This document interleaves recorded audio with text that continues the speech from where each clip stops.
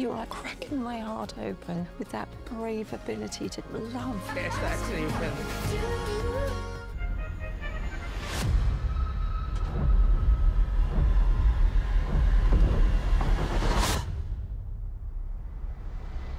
Brown paper packages tied up with strings.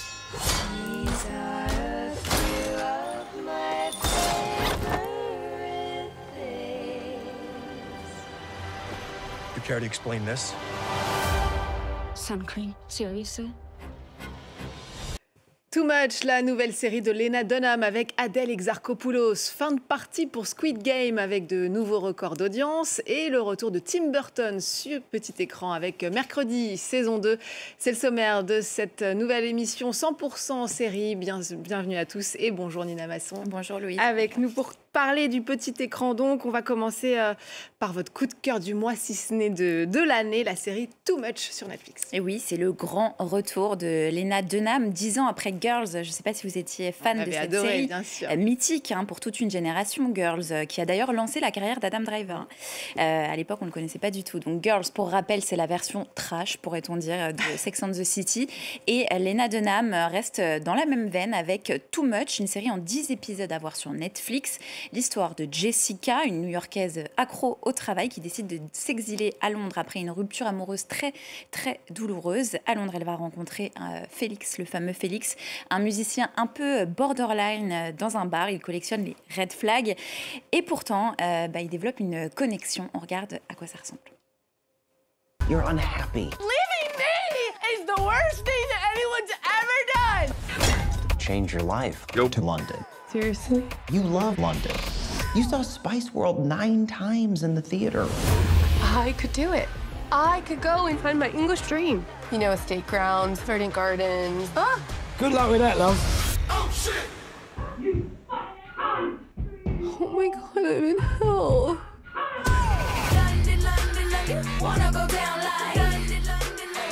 You're the singing guy. I'm Felix, by the way. You've got like an American accent, right? Let me guess, you like one of those Love Actually girls.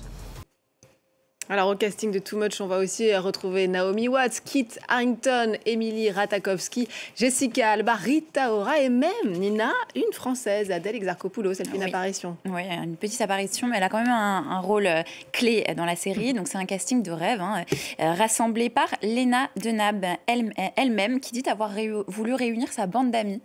Voilà, pas mal. Moi aussi, j'aimerais bien avoir sa bande d'amis. Donc elle précise que Netflix a profondément soutenu sa vision, celle d'une comédie romantique qui aborde les bords irréguliers de la vie. Et franchement, c'est un nouveau coup de maître pour Lena Dunham. Il y a ce qu'on appelle dans le jargon journalistique un embargo critique jusqu'à la sortie de la série le 10 juillet. Qu'est-ce que vous pouvez nous en dire? Vous l'avez vu un peu en avant-première, donc. Alors, je vais me baser sur la bande-annonce, comme ça je respecte l'embargo critique, mais juste à regarder cette bande-annonce, on reconnaît tout de suite, je trouve, la patte Lena Dunham, réalisatrice connue pour avoir inventé une nouvelle manière de représenter le corps des femmes et surtout la sexualité à l'écran. Elle nous propose à nouveau une série impertinente, féministe, à l'humour transgressif. Merci Lena d'inventer ces personnages qui sont des miroirs tendus à nos contradictions, à nos élans et surtout à nos échecs, faut bien le dire. Ce qui est sûr, c'est que c'est une série qui parlera à nouveau à toute une génération qui, à l'ère des filtres et des réseaux sociaux, préfère désormais le vrai au joli. Pour une fois, on troque le rêve contre le réel, et à l'ère d'Instagram et des vies prétendument parfaites, je trouve que ça fait vraiment, vraiment du bien. Ça fait du bien. Elle était en avance, Lena Dunham, il y a quelques années avec Girls. Alors, autre phénomène télévisuel, la saga Squid Game. Vous nous en parliez, Nina, le mois dernier pour annoncer sa sortie ultra attendue. C'est un événement mondial. Et donc, la 3e saison vient à nouveau le prouver. Oui, la série sud-coréenne qui est disponible depuis le 27 juin dernier émarge déjà à plus de 60 millions de vues. En quelques jours. En 3 jours. 3 jours, 60 millions de vues en 3 jours.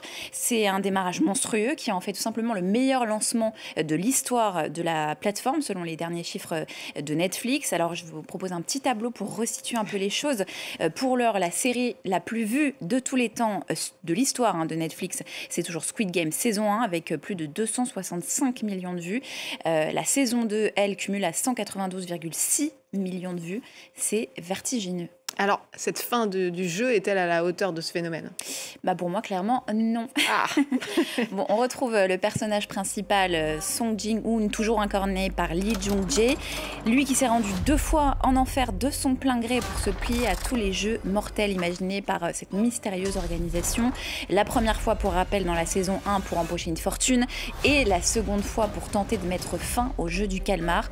Bien évidemment, dans cette saison 3, Netflix regorge à nouveau d'idées pour réinitialiser le jeu de massacre le plus lucratif de son histoire, mais l'ensemble reste pour moi poussif avec des intrigues secondaires étirées en longueur, bref, rien qui ne vaille la peine de s'infliger toute cette violence. C'est vrai qu'il faut le dire, il faut avoir le cœur quand même. Franchement, pour moi, c'est gratuit, voire même caricatural. Et alors, mini spoiler alerte, vous inquiétez pas, je vais rien vous dévoiler de fou, mais au moment où l'on sent que Squid Game franchit péniblement la ligne d'arrivée, eh bien, la série déploie dans ses toutes dernières minutes un caméo que personne n'avait vu venir, avec l'apparition brève et muette d'une méga star hollywoodienne. Je vous dévoilerai pas qui, mais on l'a déjà reçu à France 24, ce qui en trouve clairement la porte vers un spin-off américain de la série. Une façon donc pour Netflix d'annoncer que la machine Squid Game n'a pas fini de broyer les êtres humains, et nous avec, j'ai envie de dire. Bon, vous me soufflerez le nom hors antenne. Je dirais hors antenne. Ok, je suis curieuse maintenant.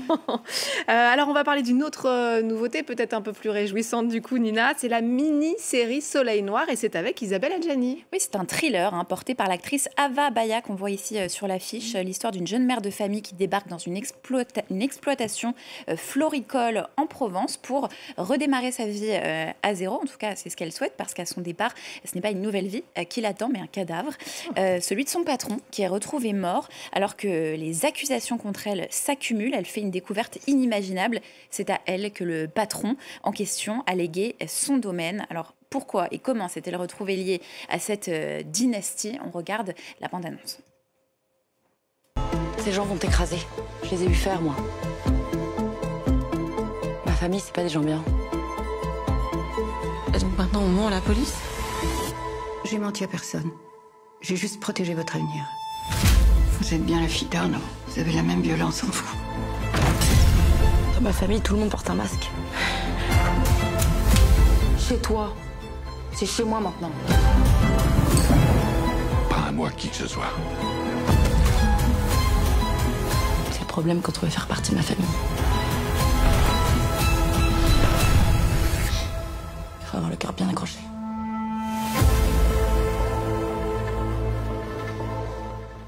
L'histoire a l'air vraiment intrigante, ça donne envie, et c'est un thriller qui tombe à pic pour les vacances, j'ai envie de dire, vu l'ambiance. Oui, absolument, puisqu'il s'ancre d'abord dans les paysages lumineux de la Provence pour dérouler une intrigue sombre, d'où son titre, Soleil Noir, un oxymore pour ceux qui connaissent les figures de style. Donc, son univers visuel joue d'ailleurs tout autant sur le contraste entre la beauté lumineuse des champs de roses et la noirceur des secrets qu'il dissimule.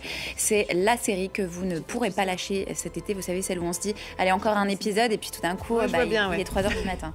Donc, moi-même, j'en ai fait les frais hier soir.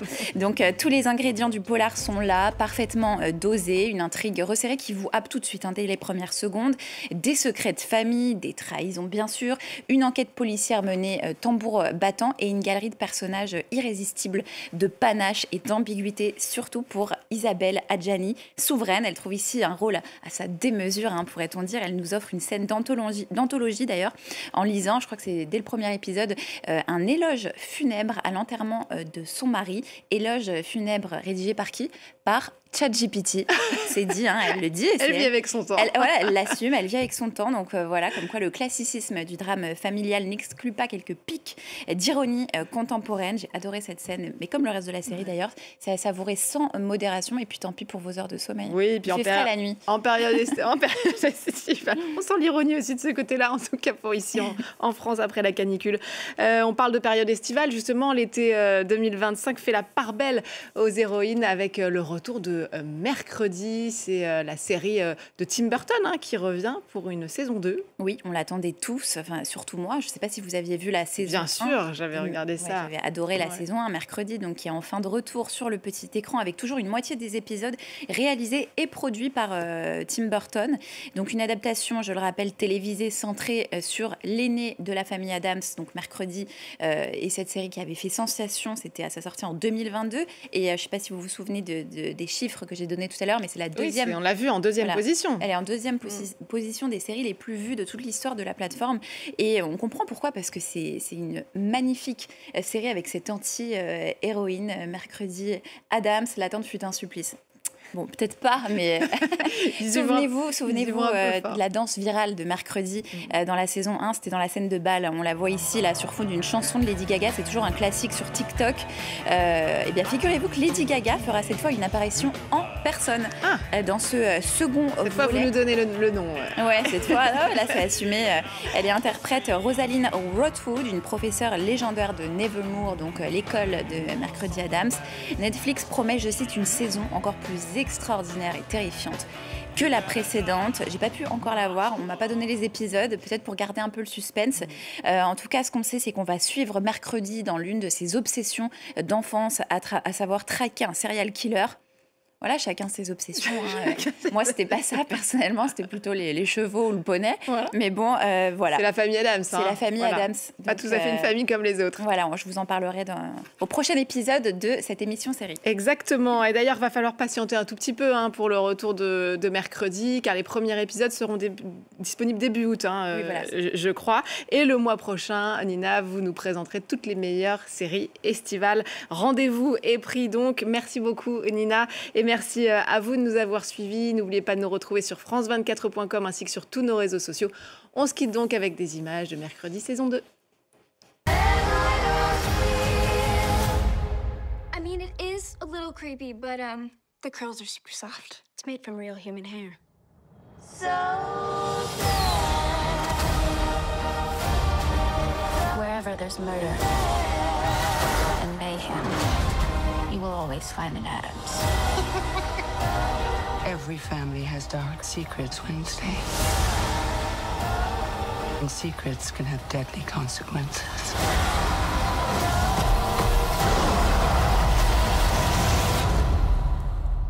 you don't need to worry about me, Mother. I do my best work in the dark.